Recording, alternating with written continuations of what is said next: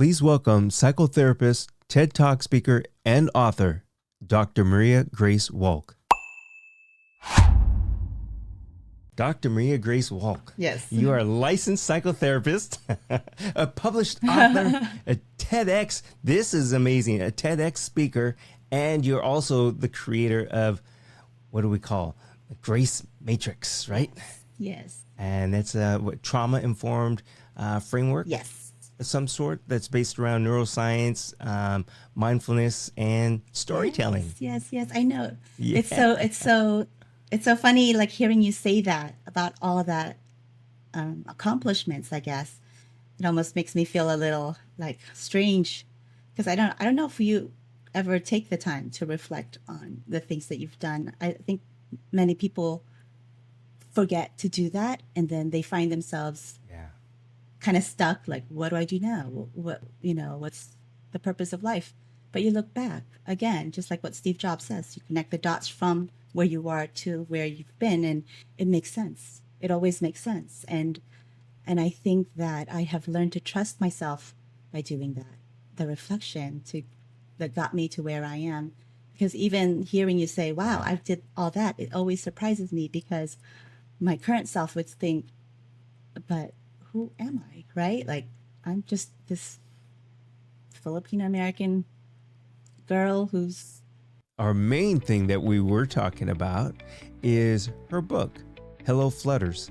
And Hello Flutters actually is what led us into this deep conversation. So Flutters is a flying squirrel who tries to fly, but has this flutter, fear, those butterflies in your stomach, in your head and all that. So the book is about overcoming that fear. So once again, that is kind of the conversation that we started off with, but not about the storybook itself. And that's where that story comes into storytelling and therapy. You'll get it. Watch and listen to the podcast, and I hope you enjoy it. And remember, if you are a pet owner, please be a responsible pet owner and have your pets spayed or neutered. I don't know. Sometimes I go back to my inner child and go, yeah, I used to be really scared. I used to feel lost. I used to feel, not belonging. But maybe all that experiences and all that emotions and feelings, through that, I've evolved as the person that I am now. That word reflect, and some of us go back and reflect on some past memories and thoughts and things like that. To reflect is good, but I think a lot of people have this bad habit, or they are told in a way to go back and relive their past, to fix the past.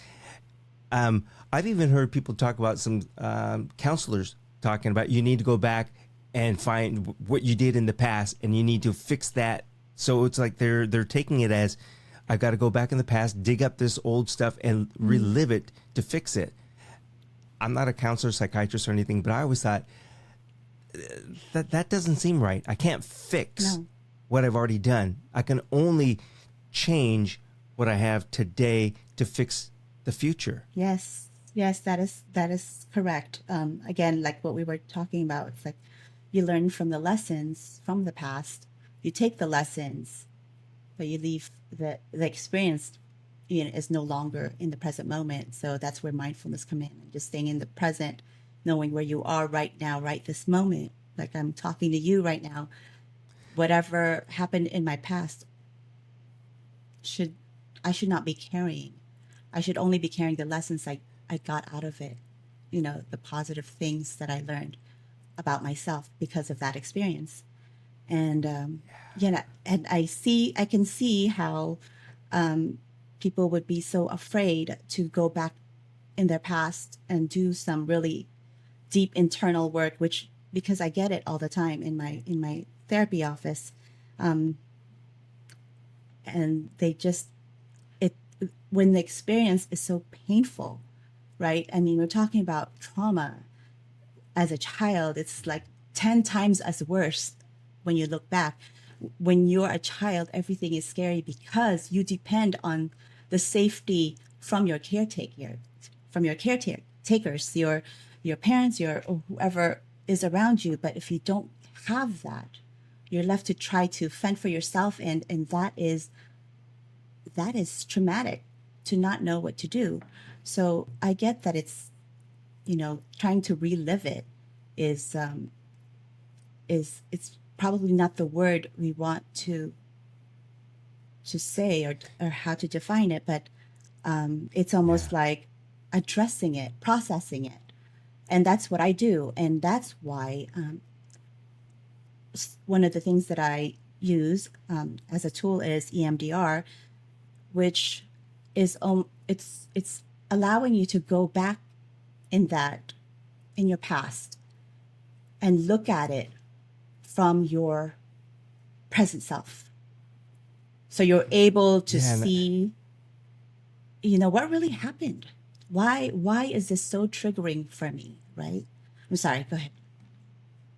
no, I was just going to say that there is a definite difference because if we're looking to reflect from a childhood memory, um, we are now older and hopefully we're wiser. And like I said, when we're small, things are possibly even scarier Mm-hmm. when we're small because we're depending on our guardians to Protect help us. us through Yeah. things, to protect us. But I guess also, I think you had said that things may even seem more scary now when we look back. But it's Scary now when we look back. Why do you think that um, is? for me personally, it's not a scary thing. But I That's right. think That's right. again, I, I here's what I think is if a lot of time has gone by, and if we think about things, the mind is a powerful thing, and we could convince ourselves of something. So if so much time has gone by, we might have told ourselves it was scary, it was scary, it was scary. So now, even though I'm an adult and I look back, I say it was the scariest moment in my life. I was so scared, and now I'm afraid to go back and relive it because it was so scary and traumatizing. But if I take things and put them into the right Mm-hmm. context, I could tell myself it was scary because I was 8 years old and a dog barked, but the dog was just barking, at the mailman across the street. But I was between the mailman and the dog, and I thought it was going to attack me. So if I reason things out, I could say, oh, wasn't as scary as it really was. Yes, and that's exactly. I'm just using that No, as an and that is a example. perfect example, because what you're trying to make sense of what happened to you. But the problem is the emotion. It's the emotion that is stuck in our body. Not and we don't ever want to go there because it's too painful, right? We don't want to feel it. It's the Yeah. discomfort, that uncomfortable feeling that we get is what we try to avoid, right? And that's why we don't even want to process it and think about it, because that feeling is there. But if we could get past that feeling and go, okay, well, let me just dig a little bit, like what you said, dig in a little bit and find out what was really happening in that moment. And you can piece it together and create a new story, like what you did. And it's not a new story, it's really like the story that happened. Now you just made a whole new sense of it, and it's less scary, or it's not as triggering anymore. And Yeah. that feeling, that sensation that's been trapped in there, it just, you release it. And that's what we do when we process emotions and trauma in sessions. Those darn emotions get in the way of just about everything. But it's life. Emotions is our life, It I is, feel. and Go ahead. you're right. I think you need to have emotions because part of all that is empathy, fear. Fear can drive you. Fear can drive you, I think, to succeed in certain things as well. Uh, that I might be Yeah. blowing smoke up everybody's you know what, but I do believe that fear can be used to benefit you if you can control Oh, that fear. absolutely. And that is my whole thing about my book, about the other book I'm writing, Say Hello to Fear. It's a way to befriend our fear. It's a way to embrace what we're afraid of and not see it as something to resist, but something to embrace. Because you're right, because fear is not something that's, about to harm us. It's a protection. It's protecting us. It's telling us that, hey, what is this? What are you about to do? You've never done this before. Are you sure you want to do this? Because our brain likes familiar things. It never wants to try something new. That's our brain. It wants to keep us safe, right? It's a way Yeah. to just make sure we're always like doing what they are already familiar with. And if they've never done something, it's going to try to say, nope, nope, don't do that, don't do that.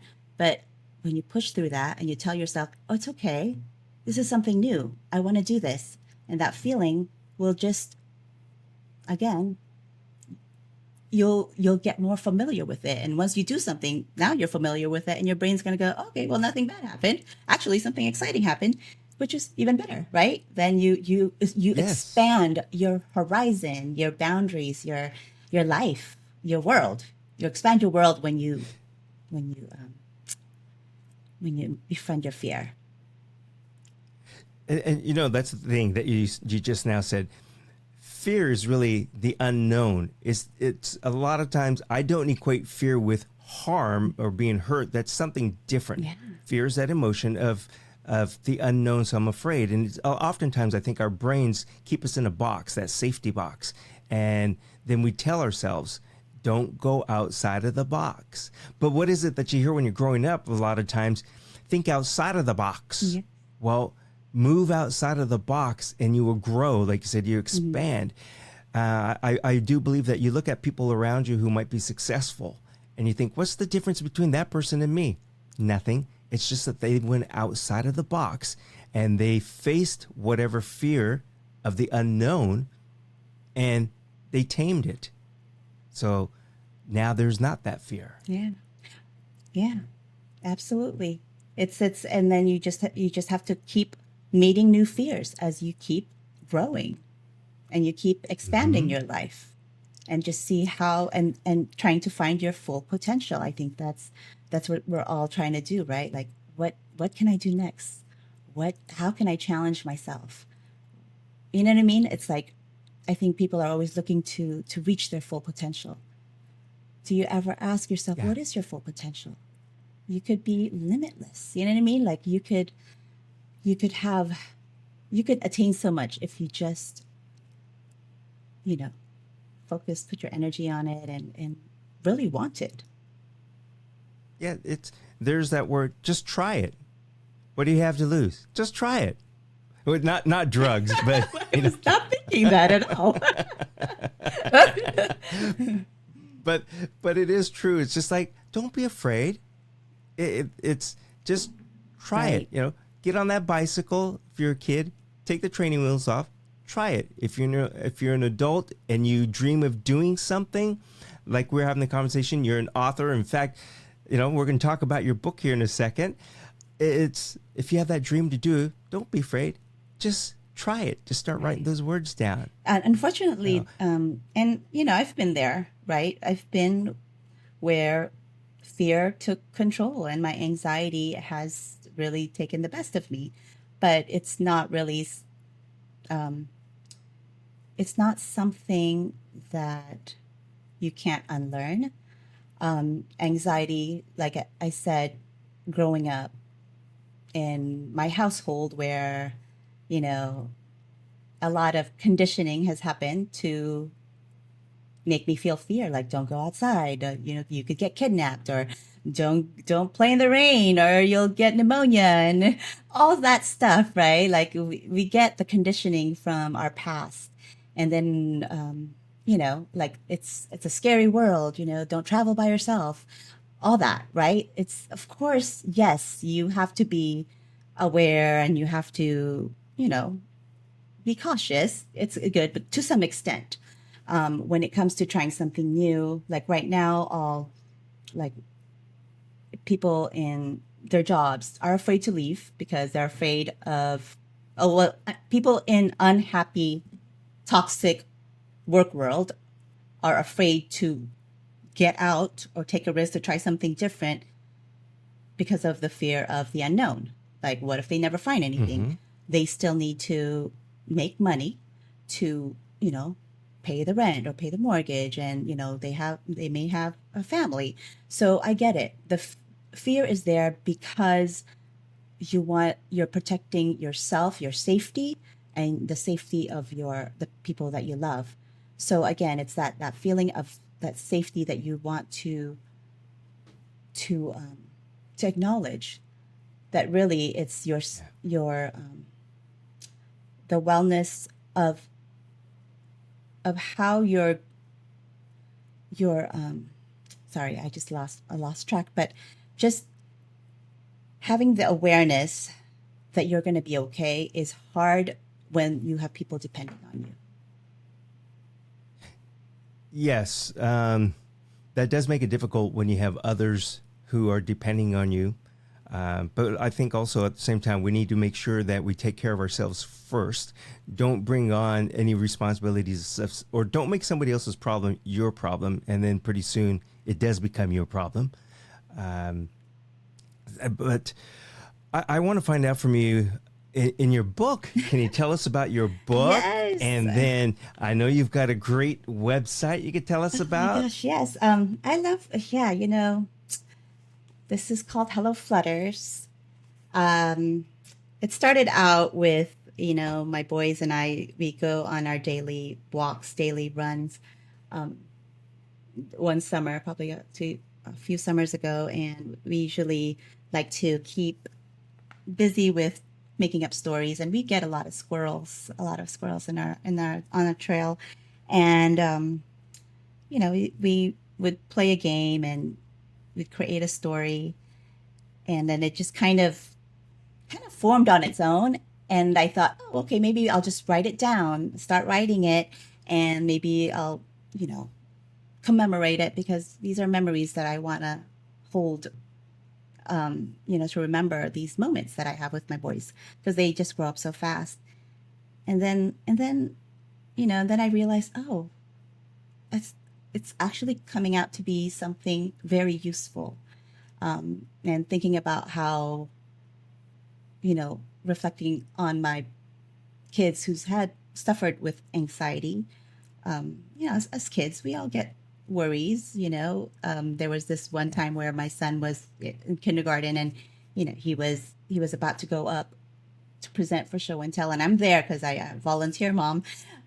So I was there luckily, and I was watching him, and I could see him waiting for his turn, and he's like, twisting his fingers, and I totally, the empathy mother connection that I have with him. I just knew he was just feeling all of that anxiety, and I just, I had to walk over to him and to let him know that, that feeling he's feeling, the butterflies, it's it's not something to be afraid of, but something to that tells you that you're about to do something brave, and that I'm already so proud of him, and that that's a normal thing to have because that's what brave people do. Otherwise, if it's not there, you wouldn't call that brave, right? So it's like Right. allowing that the yucky feelings to be there and still doing what it is that you're about to do. And yeah, and so he did that, and and then putting those two together, and the stories and the squirrels, it just kind of formed into this book. And also remembering that when I started out as a therapist and I was working with kids, I couldn't really find books that are about mental health, about mindfulness for children. And so I knew that this was a gap I was filling. And so this book is about that. It's about a young flying squirrel who just wants to be free and soar in the sky, and he unfortunately it gets really nervous before taking his flight test because you have to take the flight test, to get your license. but something happens in the book, and he learned that he can still do things even with the flutters there. It's called flutters, the butterflies, the fear. So that's what the book is about, and it's Hello Flutters. It's on Amazon. Yeah. That's amazing. So is that part of this? Is this how and where your Grace Matrix got its roots? The Grace Matrix, again, it's like with working with children because I wanted to give them a way to remember the steps that we're doing, or at least give them a way to do the things outside of therapy so they can remember what to do. And it's a mnemonic d- d- tool. And, G stands for grounding, grounding yourself, being present in the moment, remembering to breathe, remember to be in nature, exercise, whatever it is that helps ground you back to reality when you're feeling some fear or nervousness, and then reflecting. R is for reflecting. You reflect. What is this? What am I feeling right now? Why am I feeling this way? And then you align. Is this in alignment with my values? Is this something that I'm here to do, or is there aligning it with the kind of person that you want to be? And Yeah. and then A is for I'm sorry, did I miss it? Yeah, GRA. A is for line. C is for creating. So creating is you create, you find other ways to find a solution for whatever it is that you're struggling with. So again, creating is just another way for us to release all that dopamine to help us feel good, Mhm. help us innovate, and and then you embody, right? Embodying is just acting, being the person that you want to be. How would the person that you want to be, maybe a mentor or anyone, address this situation? And that. Yeah. That's the Grace Matrix, and it's used for I use it for my trauma clients, and also just your day to day grounding exercise that you can try. It's we said kids and stuff like that, but this your grace matrix, it's there's no No, age. no, Anyone can make use of this, definitely. absolutely. Um, and I want to say one thing, and again, I'm no counselor, psychiatrist, or psychologist, But you're but human. w- I'm human. But we hear people when they say about being, ground yourself and all this, people start to think immediately, oh, it's meditation. No, it's not necessarily a Hmm. meditation. And part of what I personally do to ground myself, if you do need to ground yourself. I go in the backyard. You can go anywhere. It doesn't have to be a dark closet or anything like that. Pull up a chair if it's nice outside. Sit down. Don't say anything. Try not to think and just listen. Listen to what's around you. Keep both feet planted firmly on the ground and no pun intended, you begin to feel grounded. You begin to hear things that you don't normally hear. And don't think about it. Just let it come into you. And if it flows through you and goes out, just let that happen. Don't stop it. Yeah, It's exactly. That's exactly what grounding is. It's almost like rooting yourself to the earth, and just being present in this moment. Because when you're present, there's nothing else but you yeah. and the world, and your whatever it is that you're worried about really becomes so small sometimes when you're really focused on what it is that you're trying to do in that given moment, right?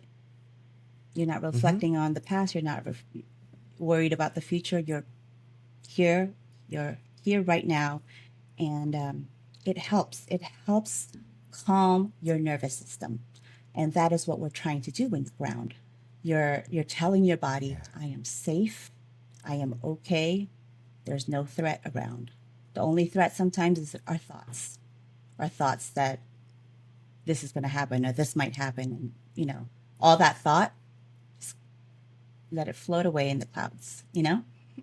And that's grounding, and that helps. And once you're And safe, once your body feels safety, that's when the healing can start. yeah, and that's the important part. And I always wanted to think that it's it's a process. That's one. Hmm. And it's a process that could be a lifelong process. It may not be something that you fix today and it's gone. Don't ever have to worry about it. A lot of people, it's going to be with you. So it might be a conscious thing where put some effort into healing that trauma. Yeah, and yeah, you're right. It's a journey. Healing is a journey. It's never like a one thing fix all, because let's say you heal one part, you'll discover another, because we're living life, and we always experience things that can be uncomfortable. I mean, life isn't all just, good, positive, fun things. It's a mixture of everything. It's Mm-hmm. finding peace in that bad and good, because all that can happen. Yeah. And it's just observing it and knowing that these will happen, but it's how you respond to it that really matters. How you respond to life, how you respond to death, how you respond to excitement, because really it's like, again, fear is just, I can't remember his name, but he says it's fear is excitement without the breath, right? The same mechanisms that is used to feel fear is the same mechanism that is used for excitement. So when you hold your breath, you feel fear, right? It's scary. And then Mm-hmm. when you finally release it, that's like excitement. You're excited. So again, it's almost like knowing your body, how they all function. When you're grounding yourself, you are telling your nervous system, and that's the neuroscience of it. You're working with your nervous system and calming it down by allowing it to just relax and not release any cortisol and all that stress hormones. So when you can get that in check, know when to calm your body. That's the biggest part of learning to manage your emotions. This makes me think. I mean, again, what we're talking about could go for anybody, but right now, I think everybody of any age is having issues and problems. But I'll just stick with Mm-hmm. kids, and that'll be. I'm just gonna say kids from 12 years on up. This actually makes me think to myself and say that every person should study and learn a little bit about neuroscience. The reason I say Mm-hmm. that is because a lot of times we don't do something or we try something, but we don't understand. But if we understood what it is that we're doing, it would help. So with the neuroscience, like I said, why am I trying to calm myself? What does it do? Well, you know, it's so you don't release all the cortisol and all these other chemicals in your body. That's what gets you excited. Oh, so you mean if I just relax, that stuff won't go into me? Right. Oh, okay. I'm gonna try it now. And then I I could be wrong, but that's how I'm thinking. If people understood, if kids understood a little bit about the neuroscience, they might be able to grasp why it is that we are saying, try this. Yeah. Am I nuts? No, Am no, I nuts, you've doctor? got it, because that's exactly what this book is about, right? This is my way of introducing to children how to be aware of their own body and emotions. They're feeling something queasy, your cortisol level. The cortisol is spiking up because it's stress. Stress does that. It releases that cortisol that stays in your belly, by the way, and hard to lose. So if you're stressed, you just notice you gain more weight around your belly, because that's where it likes to live. So it's teaching the kids early on not to be afraid of these uncomfortable feelings, but learn about them, understand them, that, oh, it's a normal part of my biology, my and that means I'm stressed about this certain situation, but I could work through it, because you have that power to change. You always have the power to choose how you want to feel. I think that is an important thing to teach our children. You choose your feelings, you Yes. choose how you behave, and it's personal responsibility. Yes, as an adult, but as a child, they're still learning, and they're looking up to the adults, the caretakers. to guide them. And that is what this book is for. To help the adults in their life, teach them if they're looking for tools to do that. If they want to And involve. that's what we want. Yes. Yes, absolutely. For those out there who are old enough to know, when I say this, you'll understand. When you're able to reach the stone out of my hands, grasshopper, you're ready to go out in life. I like that. I love that. Yeah. Yeah. I mean, they look up to us, kids. They will absorb. If you're an anxious parent, your kids will be anxious. They will just absorb your behavior and mimic it. They mimic. Mm-hmm. Mm-hmm. Oh, It's a monkey see, monkey do. They learn. We all learn by seeing what others yeah. do. And that is exactly, that's how we evolve, right? That's how we learn. Yeah. This is super fascinating. This is great stuff. I think you need to fight for schools to create a curriculum starting in the 5th grade about neuroscience. Even earlier, kindergartens. Okay, that's true, because we don't want their neuroplasticity, and we don't want all the brains to start forming in the right way towards the bad way. I don't know. Oh, you froze again. Hold on, you're freezing. Oh. Sorry. Oh, no. You're fine. Now you're back. You are back. Okay. All right. No, you're good. I'm back. But this is such an important topic It is. for everyone. Absolutely. Okay, so I'm just going to explode your head and make you more bigger and go, wow, I am great. No. Your book should be in school libraries. Oh, I would love that. I mean, I'm trying my best. It's hard, for people to be open. There's still a lot of stigma on mental health. They still don't prioritize it as it should be prioritized. It's just as important as physical health. It's a good, important lesson to learn. I mean, in order for kids to learn, they have to be able to manage their emotions. I mean, kids struggle with homework, but they don't know why they're feeling so stressed. But if they understood why they're stressed, that they're doing something hard because they're learning something new, and these lessons are hard, like trying to learn the new math. Yes, it can cause stress. It caused me stress. So if I'm stressing out about things, trying to solve a problem, which is what we're learning, is how to solve and find solutions in life, because that's what life is about, right? It's how we handle these problems. If they know how to work with their body and the emotions and their stress, they'll have an easier way of grasping and having more clarity and clearing their mind to absorb more information to learn, to have that clarity for learning. Yeah, and again, we were saying that this isn't something that you do today and it's going to fix it forever. I think it's almost like everything else. It's a process. That's number one, and it can take time. Somebody might grasp it in a week. Somebody might take a year, but I think it's something that you may always have to work at it. Just like a relationship, just like whatever it is.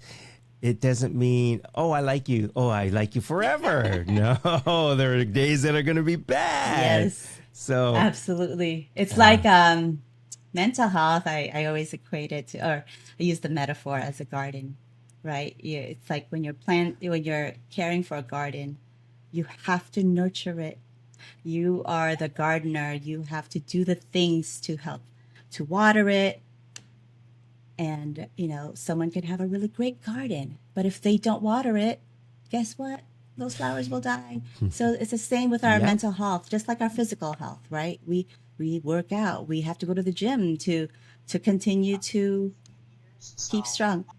So you do have a website. We didn't mention it. Can you tell us how folks can get your website? MariaGraceWolk.com. That's just my full name. And also, you can find me on LinkedIn. You can find me as Dr. Maria Grace Wolk. You can find me on Instagram. also Dr. Maria Grace Wolk and Facebook. So they're all the same. And I also have a YouTube channel called The Grace Matrix. So hopefully you guys Yes. can visit me there and say hello. And I'll Yeah. have you on. Well, Oh, I can't wait. oh, well, I wonder what I'm going to say. Everything that we talked about, that's so fun. Fun conversation. Well, I just want to say this has been a fun conversation. I know we talked a lot about, stuff, but hopefully the stuff that we talked about will help people who are maybe experiencing trauma or maybe know somebody that um, is going through something right now, change in their Mm-hmm. life, whether it be a death of a loved one, or maybe their child is having a hard time at school, or maybe they're just having a difficult time. So I hope our conversation today is able to shed some light on how to help themselves or help themselves help others. And really, fear, the emotion of fear is just the unknown. So be aware you have choices, and Yeah. you know Yeah. No, you said it. You said just it live your life. exactly.